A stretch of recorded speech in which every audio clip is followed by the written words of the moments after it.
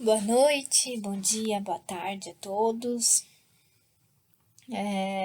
Espero que todos estejam bem, se cuidando, lavando bem as mãos, usando máscara quando tiverem que sair, só saírem quando for realmente necessário, tá? É importante, muito importante a gente se cuidar, que essa época aí, né, vai passar e a gente precisa todo mundo estar muito saudável, tá bom? Então, sigam todas as recomendações médicas e se cuidem, por favor, que logo, logo a gente vai estar junto de novo, tá bom? A gente já falou nas últimas aulas, o foco das aulas foi sobre o retorno à vida espiritual e o momento realmente do desencarne, né? O que acontece nesse momento. Nas próximas aulas a gente vai falar da vida espiritual. E agora, desencarnei. O que acontece, né? Depois, como que vai ser minha vida no mundo espiritual. E o primeiro tópico é sobre os espíritos errantes, a definição e, enfim, do que se trata esse assunto. Eu acho que é importante colocar o conceito da palavra errante, porque ela faz a gente pensar um pouquinho por que foi escolhido esse termo, né? Para designar os espíritos errantes. Então, assim, a palavra errante, ela significa, né, aquilo que anda sem destino, né, que vive a vaguear, ou característica do que ou de quem erra, né, ou que não possui uma residência física fixa. De residência fixa dá para entender, né, porque os espíritos errantes, eles teoricamente não têm um lugarzinho para chamar de seu, né, uma casa, já que eles não têm mais eles não são mais materiais, né, eles não têm mais o corpo material. Mas os outros, sei lá, as outras classificações aqui, as definições são fazem a gente pensar, né? Então vamos começar para a primeira, que é andar sem destino.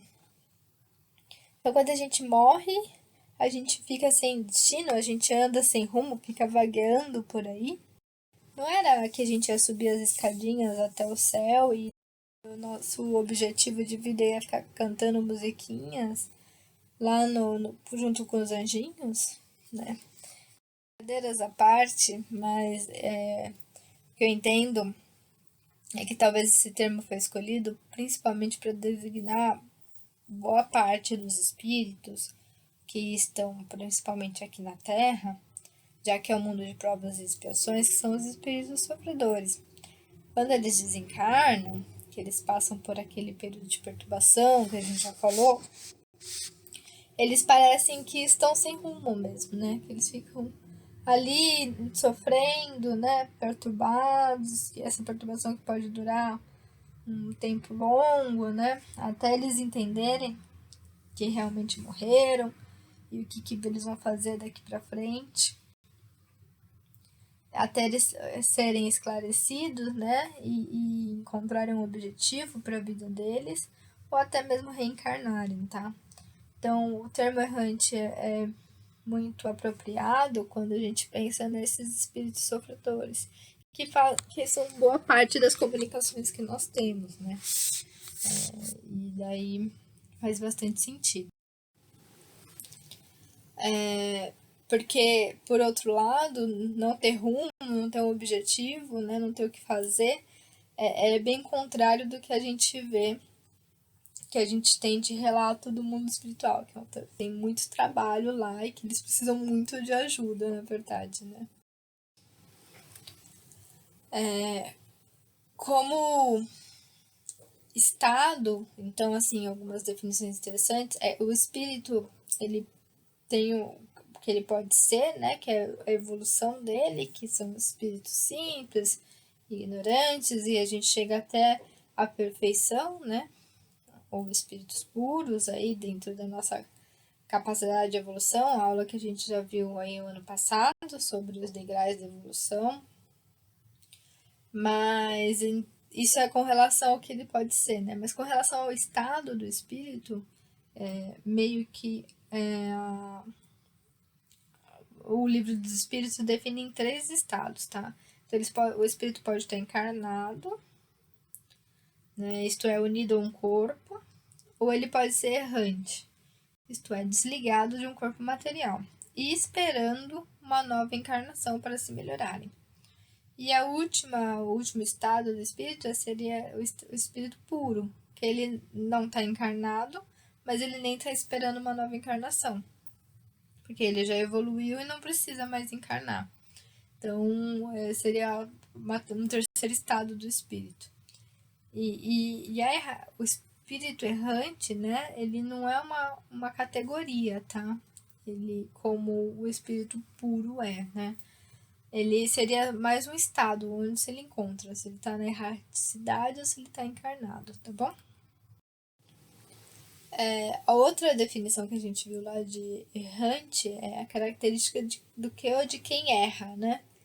E daí, se a gente considerar os espíritos sofredores, que a gente citou ali anteriormente, faz sentido até, né? Mas, mais do que quem erra, tá? A melhor definição é quem tem a aprender. Porque dos espíritos que estão na erraticidade, dos espíritos encarnados, né? A gente tem todos os níveis de espíritos, tá? A gente tem desde os espíritos menos evoluídos, que assim, esses erram, né, bastante, precisam de um puxão de orelha, até os espíritos mais evoluídos, que ainda não são puros, né, ainda precisam reencarnar, mas que, na verdade, eles não erram mais, né, mas eles têm que evoluir, lapidar alguns detalhezinhos, alguns pontos aí da personalidade deles, melhorar e evoluir em alguns aspectos, mas eles não erram mais como os erros que a gente chama, né? Eles não praticam, né, a maldade, assim, eles não têm, né, fazem mal aos outros, eles só precisam melhorar é tipo o último pinguinho do i, né, para melhorar, tá? Então, o estado de errante ou erraticidade não significa inferioridade para os espíritos, pois que nele podemos encontrar todos os graus. Todo espírito que não está encarnado é, por isso mesmo, errante. Salvo os espíritos puros que não devem passar por outras encarnações, estão no seu estado definitivo, tá bom? Então, o espírito puro, ele não vai mais encarnar, então ele não precisa ser designado como na erraticidade, tá bom? É mais uma questão de nomenclatura, né? De semântica, de termos aí. Mas é assim, enquanto você precisa reencarnar, ou você tá na erraticidade, ou você tá encarnado, e depois você não precisa mais reencarnar, você é um espírito puro. E daí eu selecionei algumas perguntas aí do livro dos espíritos que eu achei interessante a gente colocar aqui na íntegra para vocês darem uma olhadinha nelas com mais atenção, tá bom? A alma reencarna logo depois de haver separado do corpo? Aí o que os espíritos respondem é que algumas vezes reencarna imediatamente. Porém, isso não é frequente, tá? A maior frequência, o que mais acontece é ter um intervalo entre uma encarnação e outra, que pode ser mais ou menos longo, tá bom? Isso aqui na Terra. Quando a gente vai para mundos superiores, a reencarnação já é quase imediata. Porque, na verdade, a diferença entre estar encarnado e desencarnado é muito pequena, porque o espírito, quando encarnado, ele goza, ele tem muitas das faculdades, das habilidades que ele tem quando ele está na erraticidade, porque a matéria é menos grosseira, tá? Então, quando você tem um corpo mais leve, mais sutil, sei lá qual que é o melhor termo para isso, o peso da matéria que inibe, né, as aptidões do espírito, vamos dizer assim, ele é menor. Então, a reencarnação ela é muito mais simples, muito mais tranquila, é muito mais fácil, tá? Então, nesses mundos superiores, a reencarnação ela pode ser praticamente imediata, porque ela não tem aquela momento de perturbação que a gente viu aí nas aulas anteriores, do desencarne, nem da perturbação para o encarne.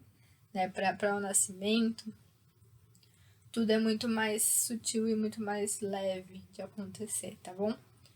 Mas no nosso mundo aqui, todos os mundos iguais ou inferiores ao nosso, tende, né, sempre a ter um tempo aí entre uma encarnação e outra. E quanto pode durar esse tempo? Eles falam assim, desde algumas horas até alguns milhares de séculos. E milhares de séculos parece pra gente infinito, né? Imagina, milhares de séculos esperando reencarnar. Mas isso depende basicamente do espírito, tá? A gente já viu, a gente viu nas aulas anteriores aí, na aula do Hamilton, que o tempo que o espírito pode ficar um tempo muito grande em perturbação após a morte, né? Sem entender que ele morreu, sem querer ver o que está acontecendo, perdido por si mesmo. E o tempo é muito relativo, né? A gente consegue ver claramente isso quando a gente está ansioso, por exemplo, numa viagem para chegar, e aquela criança fica perguntando, já chegou? A gente tá chegando? Que nem no Shrek, no desenho de Shrek, né? Ou como pode ser infinito quando a gente tá fazendo um exercício físico, tipo uma prancha, que parece que nunca vai acabar aquele 1 minuto. Então, a percepção de tempo, ela é muito relativa, tá? E ela fica ainda mais relativa na espiritualidade, quando a gente não tem a matéria pesando, o cansaço, o sono, enfim, né? Tudo isso que pesa a gente, tá? Então, assim, ficar milhares de anos, vamos dizer assim, né? Milhares de séculos esperando uma nova encarnação, pode, na verdade, ter uma sensibilidade de tempo muito diferente para o espírito, tá? Porque se ele ficar num estágio de perturbação que ele tem uma ideia fixa, para ele pode parecer que não passou tanto tempo assim, né? Então, assim, vai depender sempre do espírito, tá? Quanto tempo isso vai ficar, ou até mesmo tudo que ele quer desenvolver, né, de aprendizado, né, erraticidade, antes de passar por prova de novo, tá? E tudo isso é importante dizer que nunca é perpétuo, tá? A gente sempre está em evolução. Então, se a gente precisa ainda encarnar para evoluir, a gente vai encarnar para evoluir, tá? Nunca é perpétuo o período, né, de estagnação do espírito, tá bom? Cedo ou tarde, o espírito terá que envolver a existência apropriada para purificá-lo das máculas de suas existências precedentes. Tá? Isso é uma regra, vamos dizer assim. E outra definição que é importante desse capítulo é que ele fala o seguinte: o espírito se acha no seu estado normal quando liberto da matéria. Então, a verdadeira vida é a vida espiritual, tá? Aqui na Terra a gente está de passagem. A gente passa aqui, faz uma prova ou outra, volta, estuda, fala, passei, não passei, por que eu não passei, o que eu preciso melhorar para passar nessa prova, e volta para cá para testar de novo. É como se fossem as avaliações aí da escola, tá? É claro que enquanto a gente está fazendo uma prova, a gente acaba aprendendo, e aprende bastante, né? Mas lá no mundo espiritual a gente também aprende, tá? Lá é a nossa vida verdadeira. E daí a gente tem tanto peso, né? Da morte para nós, por conta do apego, enfim, por conta de vários fatores, quando na verdade a gente deveria comemorar, vamos dizer assim, né? Uma brincadeira à morte, porque a gente está voltando para nossa vida verdadeira. E uma vida mais leve, uma vida sem os problemas físicos, né, que a gente tem aqui. Mas é uma vida que também com mais consciência. Quanto mais consciência a gente tem, mais a gente precisa ter noção, né, do como a gente precisa evoluir também. Então, o ônus e o bônus, né? Uma outra pergunta é que acho interessante é que Kardec perguntou se os espíritos se instruem, né? Se eles estudam, quando eles estão na erraticidade. E que ele acha que é do mesmo modo que nós, né? E daí os espíritos respondem que eles estudam sim, e eles procuram meios para elevar-se. Eles vêm, observam, escutam os conselhos de espíritos mais elevados, e todo esse estudo, né? Tudo isso que é teórico, eles criam ideias, né, e aprendizado para colocar na prática quando vem para a Terra, tá? Então eu vi, né, que é incrível, que é maravilhoso ser uma pessoa que pratica a caridade o tempo todo, que tem a caridade como objetivo na vida. Beleza? Isso daqui tá em teoria é lindo, agora vamos colocar na prática, vamos ver se a gente consegue colocar, se a gente realmente aprendeu, né, se tá no campo da ação ou se ficou só no campo da ideia, né? Então, para isso que serve a vinda para cá, pra gente ver se realmente a gente aprendeu, a gente tem que focar de novo, estudar mais para realmente aprender, tá? E aí a outra pergunta que é um pouco óbvia, já que a gente está estudando, né, na erraticidade, é se a gente evolui. E daí a resposta é que a gente evolui sim, pode evoluir muito. Depende da gente, né, o esforço que a gente faça para conseguir evoluir. Mas na vida corporal que a gente põe em prática as ideias que a gente adquiriu. Então, basicamente é o que eu acabei de falar. A gente vai estudar na erraticidade, vai ver, vai ter ideias, vai ter conceitos, vai aprender coisas que são lindas na ideia, né? São conceitos maravilhosos no campo da ideia. Mas a dificuldade é de colocar na prática e realmente ver que a gente aprendeu de verdade, tá? E aí, outro ponto é: os espíritos conservam as suas paixões humanas? E daí a resposta dos espíritos é a seguinte: eles dizem o seguinte: olha, se você é um espírito evoluído, você vai deixar as paixões para trás, né, as paixões más. Mas se você não é evoluído, você não vai deixar. Basicamente é isso que eles respondem. E isso é muito importante, gente, deixar muito claro, se ainda não tiver, que o espírito, né, a pessoa quando morre, ela não muda só pelo fato de ter morrido, tá? Ela não vira anjo, nem vira demôniozinho porque morreu, tá? Nada muda assim da noite pro dia. A evolução ela é uma constante que demanda aí vivência, né? Demanda fatos, acontecimentos, respostas, né? Então não é a morte, né? Morri que eu vou virar santo ou não, tá? Então tudo que a gente faz na nossa vida é o que caminha para a nossa felicidade ou não no mundo espiritual, que é a nossa verdadeira vida, vamos dizer assim. E se a gente é um espírito mais evoluído, a gente, quando a gente está na Terra, né, ou encarnado em qualquer outro planeta, enfim, a gente passa por necessidades físicas. Então, eu vou ter fome, eu vou precisar de comida, eu vou, né, querer guardar comida, eu vou ter frio, eu vou querer me cobrir, eu vou amar, vou ter apego, né, de coisas materiais, eu vou também ter coisas boas, né, eu vou querer cuidar dos meus filhos, ter carinho, né, cuidado, zelo, enfim, tem paixões de todos os tipos, que são características da necessidade material, né. Mas se eu sou evoluído, quando eu morro, essas paixões ficam, por exemplo, né? Amo chocolate. Amo, não vivo sem chocolate. Mas quando eu morrer,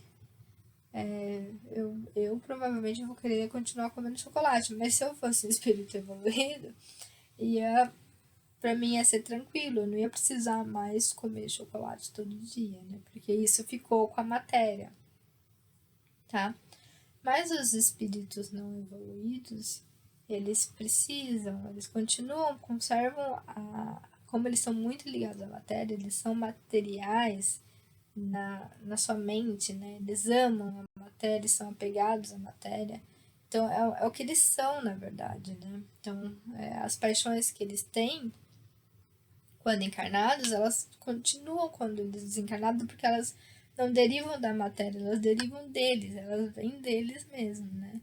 Então, o apego, o egoísmo, a vaidade, o orgulho, a inveja são características do espírito, que a matéria só faz eles mostrarem isso, mas eles continuam dentro deles, sempre, né? Independente de desencarnado. E aí, sobre a questão, né, de ir e vir, né, uma coisa que a gente tem sofrido tanto aí nos últimos tempos, o Kardec pergunta se os espíritos podem ir a todos os mundos, e a resposta é que depende da evolução deles. Basicamente, assim, se você é um espírito puro, elevado, você vai poder ir para todos os lugares. E os espíritos puros costumam vir para mundos não tão evoluídos para apoiar, para ajudar, é a missão deles, tá? Mas se a gente, como nós somos espíritos em evolução, a gente acaba ficando preso, vamos dizer assim, não é essa palavra melhor, ao mundo que a gente está evoluindo. Então, se eu vivi na Terra, quando eu desencarnar, e eu não tive nenhuma evolução considerável, né, e que é difícil, não é uma coisa assim que a gente faz de uma encarnação para outra também, eu vou continuar na Terra, porque a Terra ou no mundo que eu estava, porque eu estou presa lá, eu continuo a pertencer a esse mundo, né, o termo que eles usam, tá? É claro que eu posso ir para outros mundos, eu posso ser designada para ir para outros mundos parecidos com a Terra. Eu não preciso ficar toda a minha evolução exatamente na Terra, né? Porque são milhares de mundos aí no universo.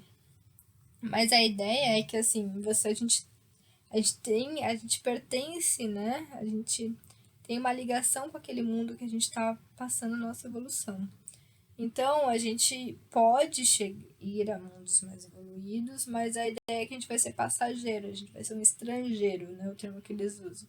É uma viagem que a gente volta.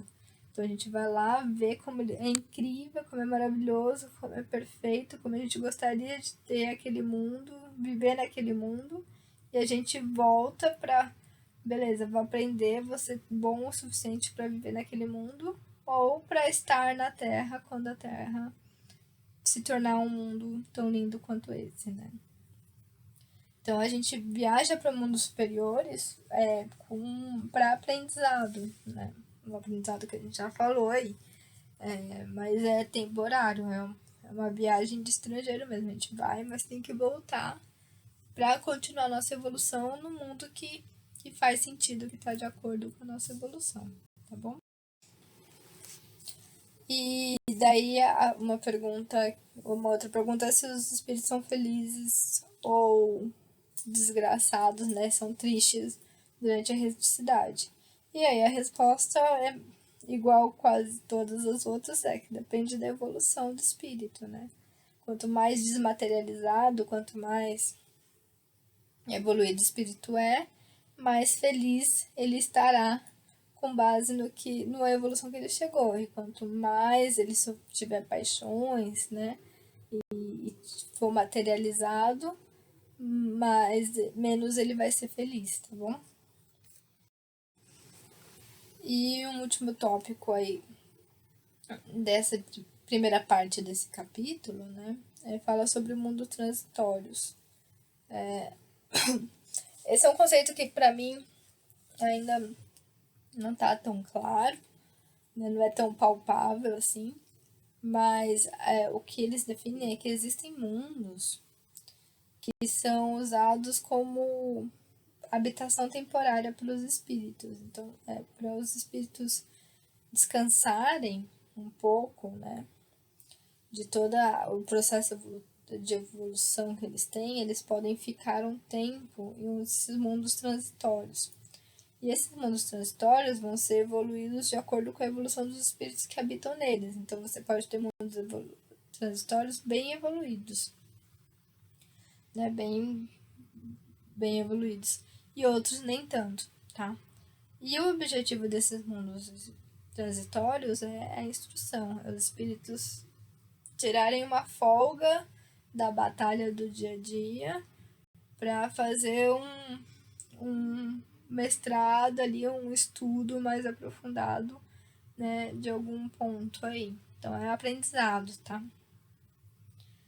Eles usam até uma expressão que é interessante, que eles falam o seguinte: é como se, imagina se a gente fosse um rebanho, né, na verdade um grupo de pássaros que estão viajando por continentes e eles param numa ilha para dar uma descansadinha para continuar aí o voo, né, do bando. Então, essa ilha seria um mundo transitório, tá?